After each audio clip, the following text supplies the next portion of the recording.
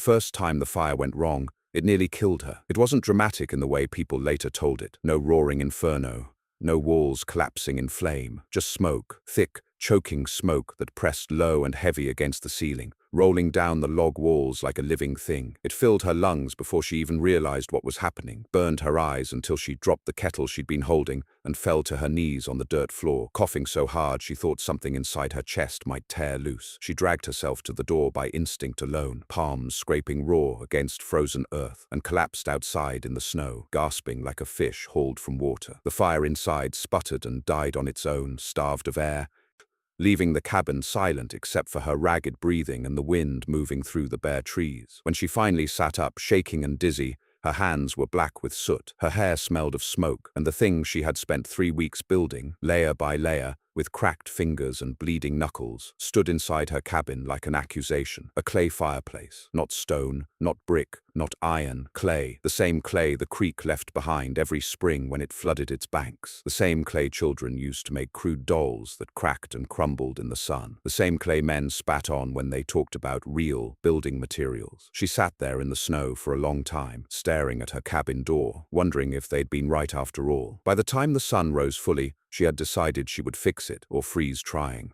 Her name was Eleanor Pike, and by the standards of the valley, she was already living on borrowed time. She had arrived the previous autumn with 2 children, a wagon that groaned like it might split in half, and a letter folded so thin it was nearly transparent from being read too many times. The letter said her husband was dead. It did not say how long he had suffered, or whether he'd known he was dying, or whether he'd spoken her name at the end. It simply said there had been an accident with a sawmill upriver, and that she was free to collect his remaining wages if she wished. She did not wish. She sold the letter for fire-starting paper to a trader passing through town, and used the coins to buy nails, flour, and a second-hand axe with a loose head. By the time the first snow dusted the hills, she had a one-room cabin standing on a rise above the creek, crooked, drafty, and hers. The men in the settlement watched her build it with mild interest at first. A widow building alone wasn't unheard of, but it was usually temporary, something done until a brother arrived, or a neighbor took pity, or a man decided she was worth the trouble. None of those things happened. Winter came early that year, not with a single great storm, but with a steady, grinding cold that settled into the valley like it had no intention of leaving. The creek slowed, then glazed over at the edges. The ground hardened until digging felt like striking iron. Smoke from chimneys hung low and thin, never rising far before being pressed back down by the cold air. Eleanor's cabin had a problem the others did not. It bled heat.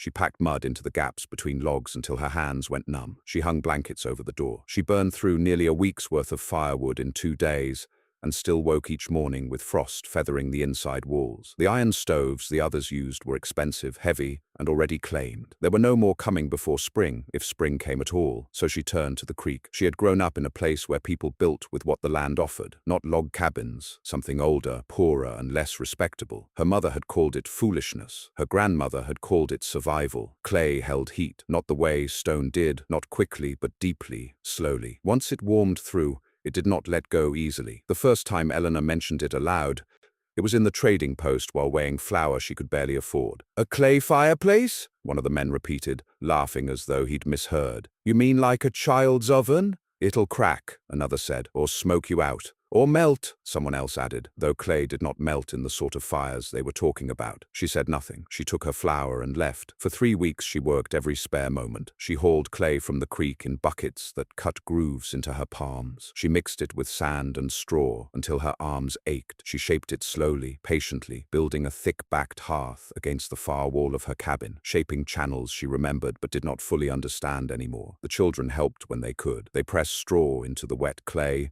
and asked questions she didn't always answer. At night, Eleanor lay awake listening to the wind and wondering if she was building a tomb instead of a hearth. The men came by once, leaning against fence posts and watching with open amusement. "She's gone soft in the head," someone said, not bothering to lower his voice. "She'll learn," another replied, "or she won't." When the fireplace finally dried enough to light, Eleanor waited until the children were outside, playing with sticks in the snow. She struck the match with hands that trembled despite her efforts to steady them. The fire caught. For a few moments, it was beautiful. The flames curled upward, reflecting warm light off the pale clay walls. Eleanor felt hope rise in her chest so suddenly it almost hurt. Then the smoke came. By evening, she was sitting in the snow, alive but shaken, staring at a project everyone else would have abandoned without a second thought. Inside the cabin, the clay hearth stood intact, cracked in places, yes, but not collapsed, not ruined, just wrong. She went back inside once her breathing steadied. She studied the fireplace the way a doctor might study a wound that hadn't killed the patient but hadn't healed either. The problem wasn't the clay itself, it was the air. Over the next 2 days, she tore into her own work with ruthless focus. She widened channels, she narrowed others, she reshaped the throat of the firebox with careful hands, ignoring the way her fingers split and bled in the cold. The men stopped coming by. It was no longer amusing, it was just sad. On the 3rd night, with the wind howling hard enough to rattle the roof, Eleanor lit the fire again. This time the smoke rose.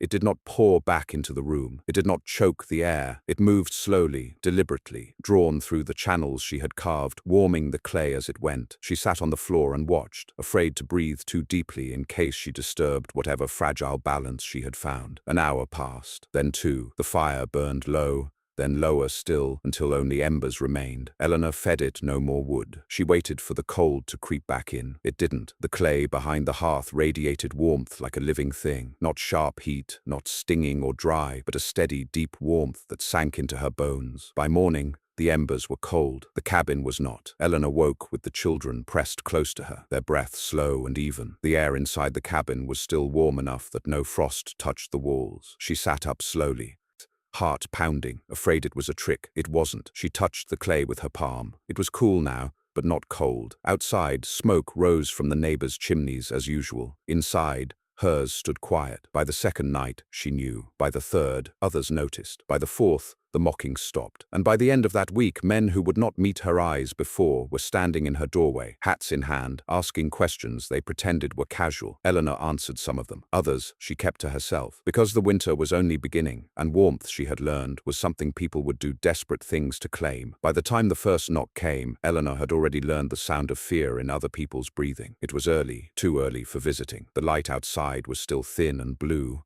and the kind that made the world feel unfinished. She had just finished raking the ashes from the hearth, moving slowly, deliberately, careful not to disturb the clay while it still held the memory of warmth. The children sat near the wall, wrapped in blankets, chewing on hard bread without complaint. They had learned not to complain about food, or cold, or silence. The knock was not firm. It wasn't confident. It hovered at the edge of the door, as if whoever stood outside was unsure they had the right to be there at all. Eleanor didn't answer it at first. She listened instead, to the wind pressing against the cabin, to the soft crack of cooling clay behind her, to the sound of someone shifting their weight outside, boots scraping lightly against frozen ground. When she finally opened the door, and the man on her step looked smaller than she remembered. It was Thomas Reed, a farmer who owned land farther down the valley. He had been one of the loudest voices in the trading post the day she mentioned clay. She remembered the exact tilt of his head when he laughed, the certainty in it. Now his cheeks were hollow, his beard was rimed with frost, and his breath came out in short, uneven bursts. "Mornin'," he said, then hesitated.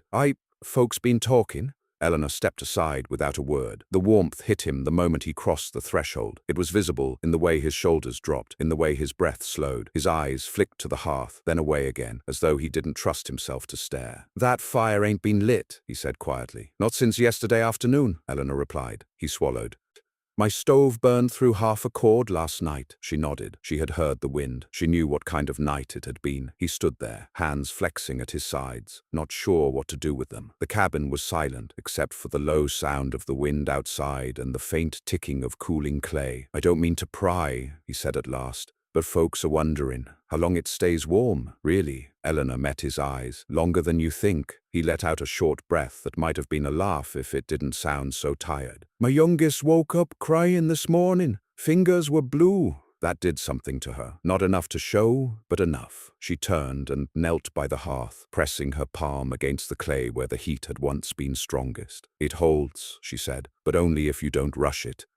Only if you build it right." Thomas nodded slowly. "You'd show me?" There it was. Not a demand, not a bargain. A question shaped by the understanding that he no longer held the upper ground. Eleanor stood and brushed her hands against her skirt. "I'll tell you what not to do," she said. The rest, you'll have to learn. That was how it began, not with crowds, not with admiration, with one man, standing too close to the door, afraid to hope too much. Word moved through the valley the way it always did, quietly at first, carried on breath and sideways glances. People noticed small things before they noticed big ones. They noticed that Eleanor's chimney stayed cold in the mornings, that her children stopped wearing hats indoors, that she no longer came to the trading post asking for firewood she couldn't afford. They noticed that her cabin smelled different, not of smoke, sharp and clinging, but of warm earth after rain. The second visitor came 2 days later, a woman this time, Margaret Hale, wrapped in a shawl so thin it was almost an apology. She didn't knock at all. She stood in the yard until Eleanor saw her through the window and opened the door herself. "I won't take much of your time," Margaret said quickly. "I just wanted to see it." Eleanor didn't correct her. She knew what it meant. Margaret stepped inside and closed her eyes almost immediately, her face softening in a way that made Eleanor look away. There was something too private about relief like that. "I thought it was just talk," Margaret said. "I thought, well, people say things when they're scared." "They still do," Eleanor replied. Margaret laughed, a short, breathless sound. "Yes, they do." She walked slowly around the hearth, careful not to touch it. "My husband says clay can't hold heat like stone, says it'll crack and crumble." "It already has," Eleanor said. Margaret frowned. "But it still works." That night, Margaret's husband came by alone. He did not ask questions. He did not make jokes. He stood near the door, hat in hand, eyes fixed on the hearth, as though it was something dangerous. "You selling this?" he asked bluntly. Eleanor felt something hard settle in her chest. "No," his jaw tightened. "I can pay." "I know," she said. He hesitated. "Then why?" "Because," Eleanor said evenly, "this isn't a thing you buy. It's a thing you commit to. And I won't be the reason your house fills with smoke when you cut corners." He stared at her for a long moment. Then he nodded once and left without another word. Not everyone accepted her terms. Some tried to copy what they'd seen from a distance, slapping wet clay against their hearths without understanding why Eleanor's had been shaped the way it was. Their cabins filled with smoke, their clay cracked too fast. One man had to tear his entire fireplace down after it warped and slumped inward, choking his fire until it died. The laughter returned for a while after that. "She got lucky," people said. "That's all?" Eleanor let them talk. She was too busy. Her days filled with quiet instruction, not formal lessons, but conversations held in doorways and yards, with the wind stealing half the words away. She talked about air and patience and thickness, about letting the clay dry slowly, even when the cold made that difficult, about shaping channels with your hands instead of tools so you could feel when something wasn't right. She refused to work on anyone's cabin but her own. "If I build it for you," she said, "you won't know how to fix it when it fails, and everything fails eventually." That angered some people. Others respected it. Most didn't know what to think. The winter deepened. Snow fell heavier now, no longer content with dusting the ground. It piled against fences and pressed in close to cabins, sealing them off from one another. The creek disappeared beneath a thick, unbroken sheet of ice. Travel became dangerous, then rare. Firewood ran low. The iron stoves that had once seemed so reliable became hungry things, devouring logs faster than anyone had planned for. Men who had scoffed at Eleanor's clay hearth now found themselves rationing heat, choosing which rooms to warm and which to abandon. At night, when the valley went quiet, Eleanor lay awake listening to sounds that hadn't been there before. The distant crack of wood splitting under cold stress, the faint rhythmic thump of someone chopping logs long after dark, the sound of coughing carried on the wind. One evening, Thomas Reed returned. He looked worse than before. His hands shook when he held them out to the fire Eleanor had just lit. "It worked," he said hoarsely. "The clay, it worked just like you said." She nodded. "Then why are you here?" He swallowed. "Because it stopped working." Her heart tightened, just slightly. "What changed?" "I rushed it," he admitted. "Cold got worse. I added more wood than I should have. Thought more heat would be better. And the clay cracked.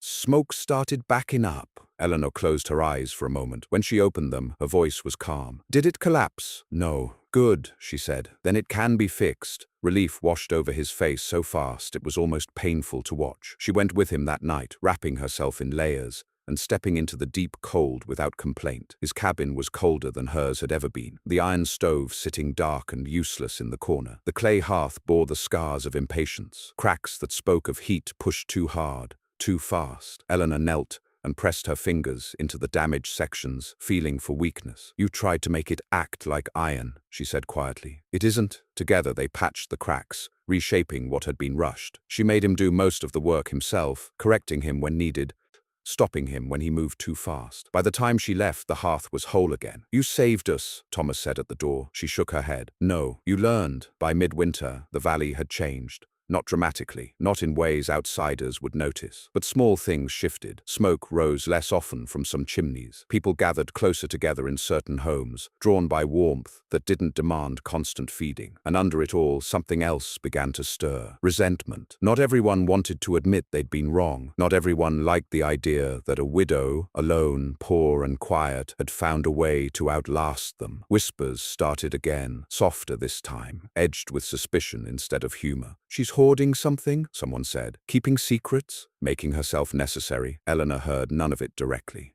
but she felt it in the way conversations stopped when she approached, in the way some doors remained closed no matter how cold it got outside, and in the way one night someone stood outside her cabin long after dark, watching. She noticed the shadow first, a shape where no shape should have been, blocking a slice of moonlight from the window. Eleanor did not move. She waited, listening to her own breath, to the steady, comforting warmth radiating from the clay hearth behind her. Whatever winter had left to take, she knew one thing now. It would not take her easily. Eleanor did not sleep that night. She lay still on the narrow bed, one arm draped protectively over the children, listening to the quiet weight of the cabin. The clay hearth behind her held its warmth, the way it always did now, steady, patient, almost watchful. Outside, the wind moved through the trees with a low, restless sound, rattling branches heavy with snow. The shadow did not return, but its absence did nothing to calm her. By morning, the valley was buried beneath a new fall, not the light, drifting snow that softened edges and brightened the world, but a dense, grinding layer that made every step an effort. Doors opened slowly, if at all. Chimneys smoked weakly, as if exhausted. Eleanor went about her morning as usual. She raked the ashes, felt the clay with practiced hands, added a single piece of wood, and waited. The fire caught gently, no rush, no struggle. She fed it only what it needed, then let it be. The children watched her closely. They had learned the rhythm of it, the waiting, the patience, the way their mother listened to the hearth as much as she looked at it.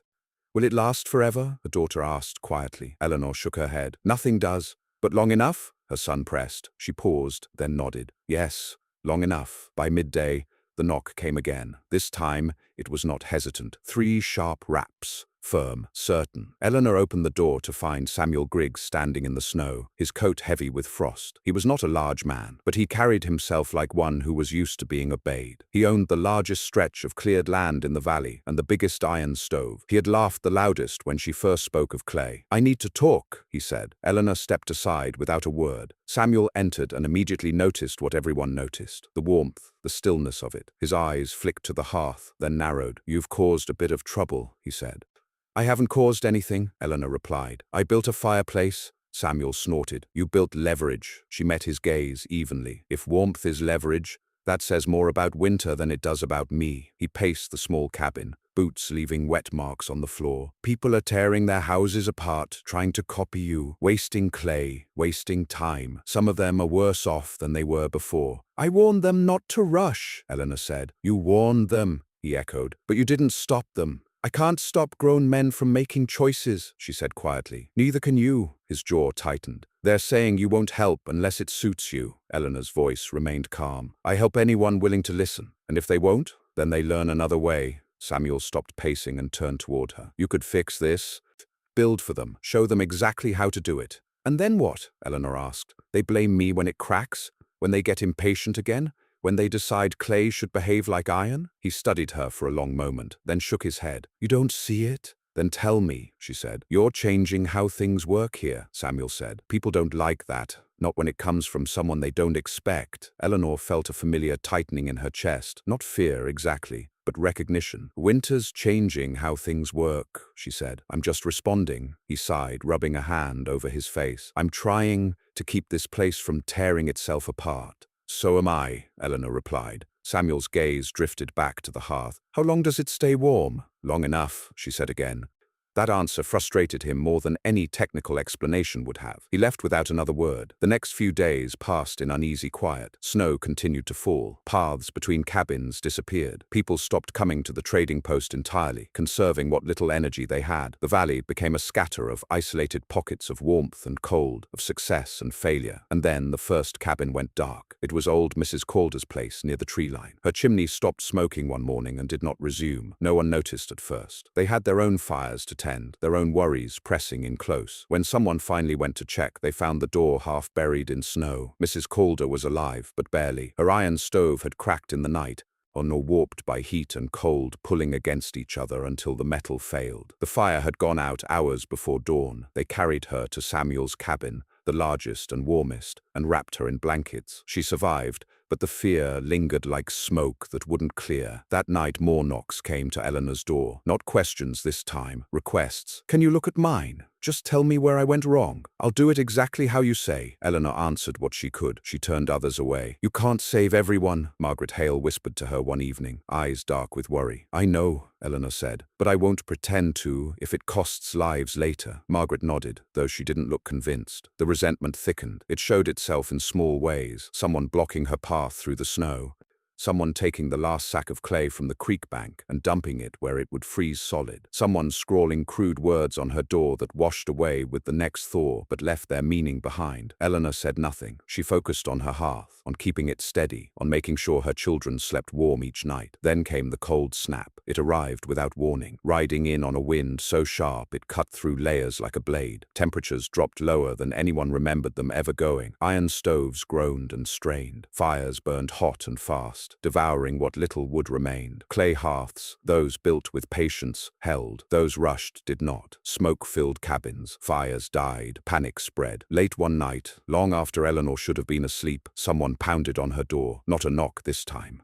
A desperate, frantic sound. She opened it to find Samuel Griggs standing there, face pale, eyes wide. "My wife collapsed," he said. "The stove. Something's wrong with it. We can't keep the fire going." Eleanor didn't hesitate. She pulled on her boots and coat, grabbed her tools, and stepped into the night. Samuel's cabin was chaos when they arrived. Smoke hung thick in the air. The iron stove glowed dull red in places it shouldn't. His wife lay on the bed, breathing shallowly. Eleanor moved with calm efficiency, opening vents, smothering flames, forcing the fire to die before it could kill them all. When the danger passed, the cabin went cold frighteningly fast. Samuel looked at her with something like disbelief. "Can you—" "No," she said gently. "Not tonight. Clay needs time. More time than we have." His shoulders sagged. "We'll move her," Eleanor continued, "to my place. Others too if they need it." He hesitated only a second, then nodded. By morning, Eleanor's cabin was no longer just hers. Families crowded inside, sitting close together, sharing space without complaint. The clay hearth radiated warmth into every corner, holding steady despite the strain. No one mocked it now. They watched it like a miracle they didn't quite trust, afraid that if they spoke too loudly it might vanish. Eleanor stood at the edge of the room, exhaustion pressing heavy on her bones. She had never wanted this, never wanted to be the center of anything, but winter had chosen her hearth as its line. And as the valley gathered around the warmth she had built from mud and memory, Eleanor understood something with quiet clarity.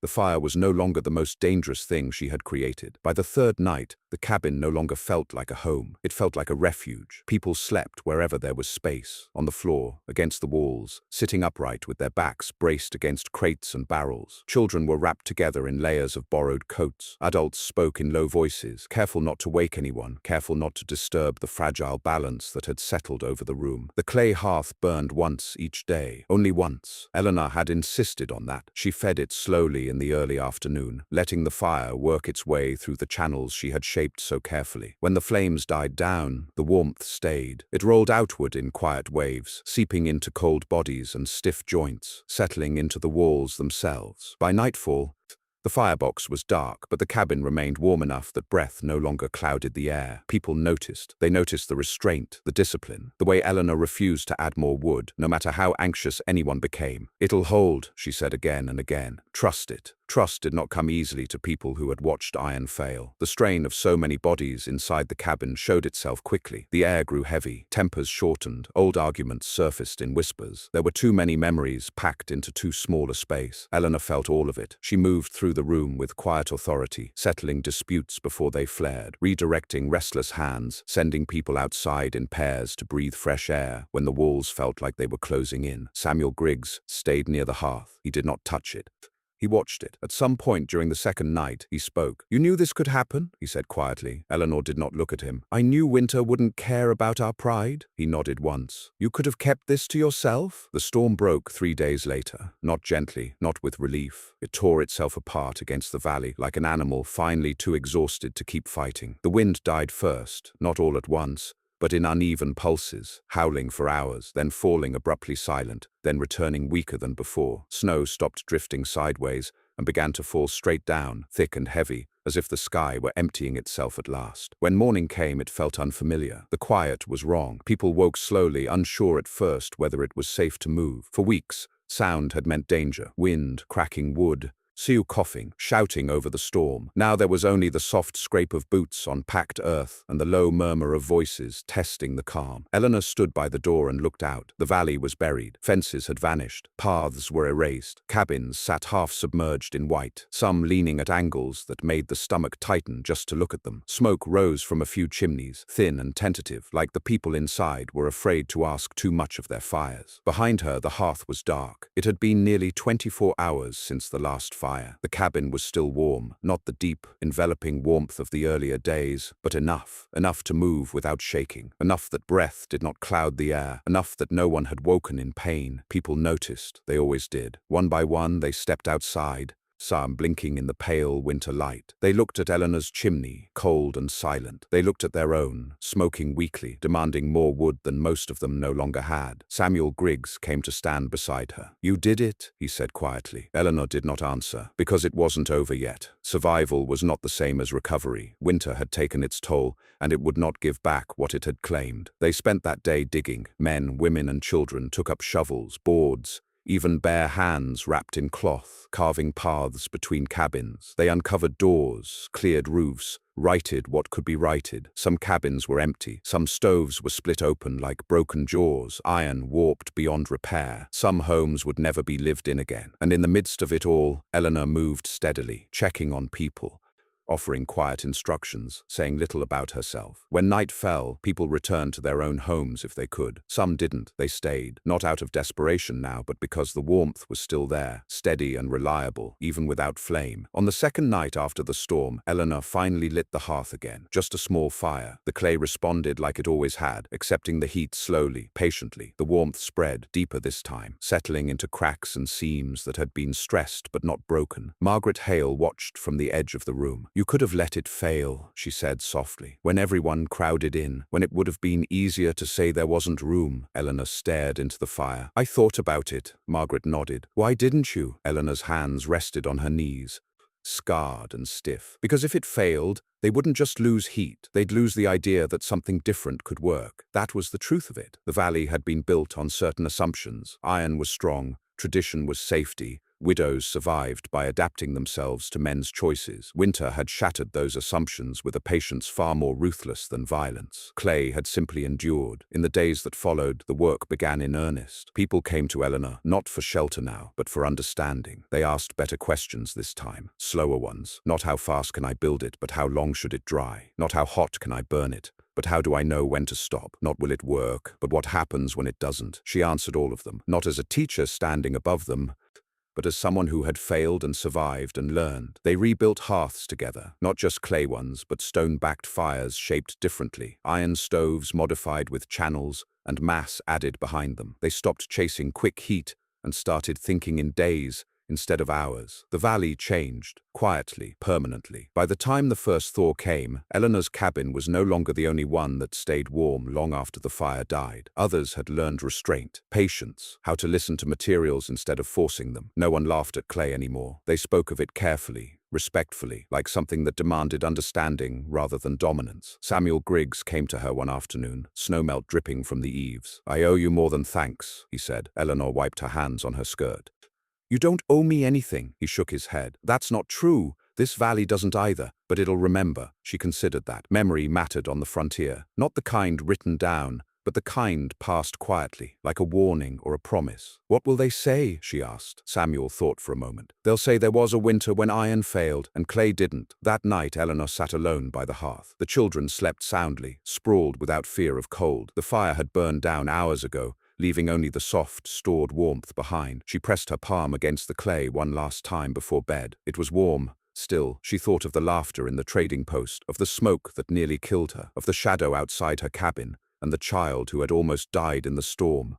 She thought of all the ways this could have ended differently. Winter had not been kind, but it had been honest, and in its honesty, it had revealed something people often forgot, that survival did not belong to the strongest material or the loudest voice, or the most expensive solution. Sometimes it belonged to the thing everyone thought was foolish. The clay held,